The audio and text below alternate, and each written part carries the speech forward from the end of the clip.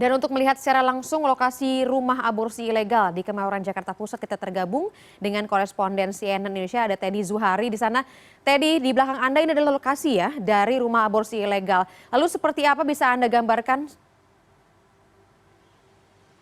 Selamat pagi menjelang siang Daniar, betul sekali saya kembali berada di rumah yang kini disebut sebagai tempat kejadian perkara di Jalan Merah di 54, kawasan Sumur Batu, Kemayoran, Jakarta Pusat.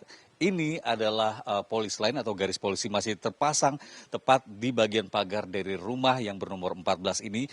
Kalau tadi saya sempat lihat ke dalam bagian rumah ini, bagian depannya di teras, ada lantai yang pernah dibongkar oleh petugas yang awal ketika melakukan penggerbekan di rumah ini.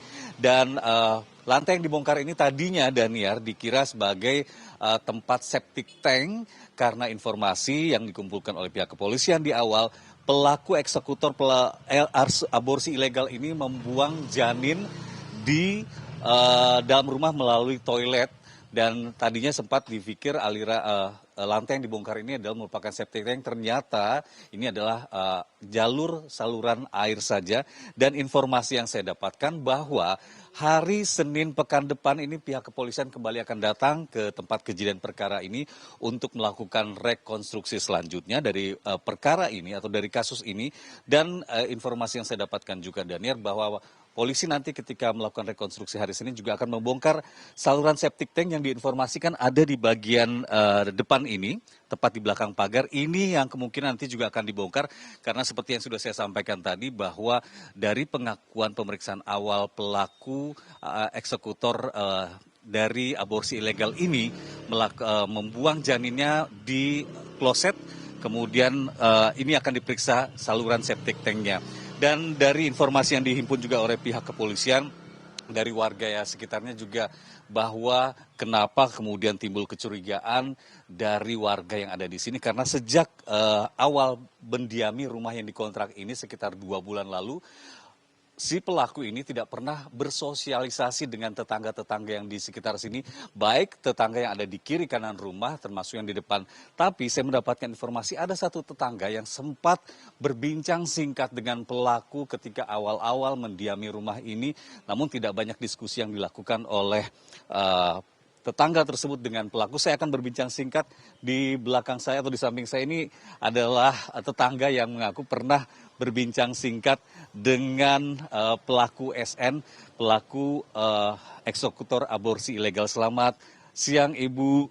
Selamat siang. Ibu Atika namanya ya. Ibu, dari informasi yang pernah Ibu sampaikan kepada saya bahwa Anda pernah berbincang singkat dengan eksekutor dari aborsi ilegal ini. Bisa diceritakan sedikit ketika itu kenapa Anda ingin berbincang singkat, kenapa Anda ingin tahu mengenai keluarga yang tinggal di tempat itu, tetangga baru Anda? Iya, saya itu biasa kan keluar gitu nyiram-nyiram tanaman.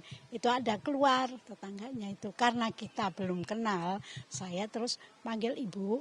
Kok kita belum kenalan ya tetangga baru. Tapi bapak kok nggak pernah kelihatan ya Bu.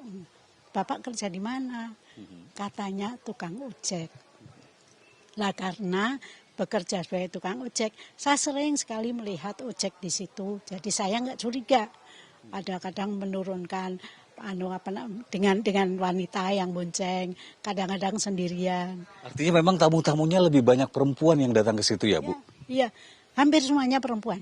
Semuanya perempuan. Kalau Ibu bisa menerka nggak kira-kira mereka yang datang, wanita yang datang ke tempat itu usianya rata-rata berapa itu kira-kira? Ya sekitar 20 ke atas ya, 20 ke atas 30 ke bawah. Nah itu sekitar itu. Saya suka mengamati kok banyak ya wanita-wanita yang gadis-gadis yang datang ke situ, mungkin teman anaknya begitu. Ya kadang-kadang kalau pakai mobil ada 2 orang yang turun, tapi kalau pakai ojek ya 1 orang. Ya, Ibu, kalau saya memperhatikan lingkungan di sini, pemirsa, ini terlihat tenang, asri, bersih juga.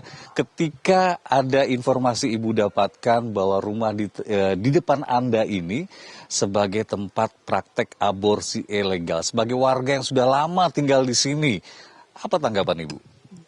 Ya kaget aja. Kaget karena apa? Kok bisa ya di tempat kita ada yang melakukan itu, padahal kita selama ini tenang-tenang saja. Cuma ada kecurigaan saya, ya nggak curiga tapi ada yang aneh. Itu kadang-kadang saya kok bau bacin gitu ya. Bacin itu apa? Bacin itu bahasa. Bau amis begitu? Ya, bau amis. Bau amis kayak seperti bau bangkai gitu. Saya pikir tikus, saya cari-cari di sini yang nggak ada bangkai tikus. Nah itu aja. Itu yang menyebabkan kita agak aneh gitu. Ya, seperti yang sudah juga disampaikan Daniar, informasi awal seusai penggerbekan bahwa ada 7 orang yang diamankan oleh pihak kepolisian dan 3 dari 7 orang tersebut yang diamankan pada hari Rabu 28 Juni 2023 lalu saat penggerbekan.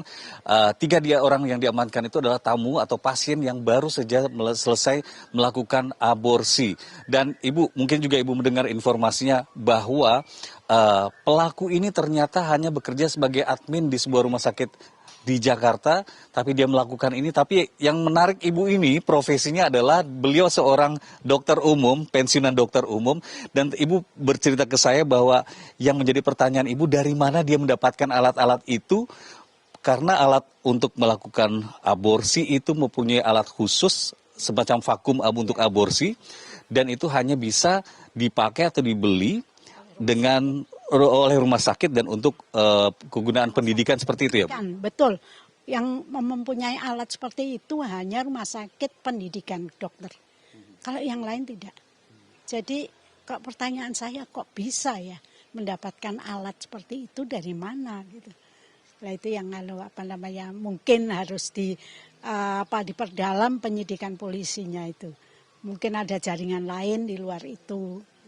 Ini menarik juga Daniar, di tempat ini karena lingkungan asri, aman, bersih juga saya lihat ada beberapa titik CCTV yang informasi juga akan diambil oleh pihak kepolisian untuk mendukung informasi-informasi yang mereka akan gali lebih dalam. Ada 3 CCTV yang ada di lingkungan sini dan beberapa warga juga kemungkinan akan dimintai keterangannya. Ibu sendiri nih, Ibu yang pernah berdialog singkat dengan oknum pelaku aborsi ilegal, apakah sudah pernah dimintai keterangan pihak polisian, Ibu? Sampai saat ini belum. Iya, belum dimintai oleh kepolisian. Dan seandainya polisi menanyakan ke saya mau cerita apa adanya. Karena ini kan membantu juga ya, penyidikan polisi. Baik. Itu aja. Baik, Ibu Atika, terima kasih banyak waktunya. Selamat melanjutkan aktivitasnya. Baik, Daniar, sedikit saya tambahkan informasi bahwa hari Senin nanti seperti yang sudah saya sampaikan tadi bahwa pihak kepolisian ini akan kembali datang ke TKP untuk melakukan rekonstruksi dari kasus penanganan pihak kepolisian, termasuk mereka-mereka yang terlibat di dalamnya, termasuk yang saya sebutkan tadi ada beberapa orang yang diamankan saat melakukan penggerbekan di tempat ini pada tanggal 28 Juni 2023 lalu. Daniar. Oke, baik, kalau begitu kita akan nantikan segera ya bagaimana hasil dari penyelidikan kepolisian, termasuk juga setelah menggali keterangan dari warga sekitar. Terima kasih Teddy Zuhari melaporkan langsung dari Jakarta.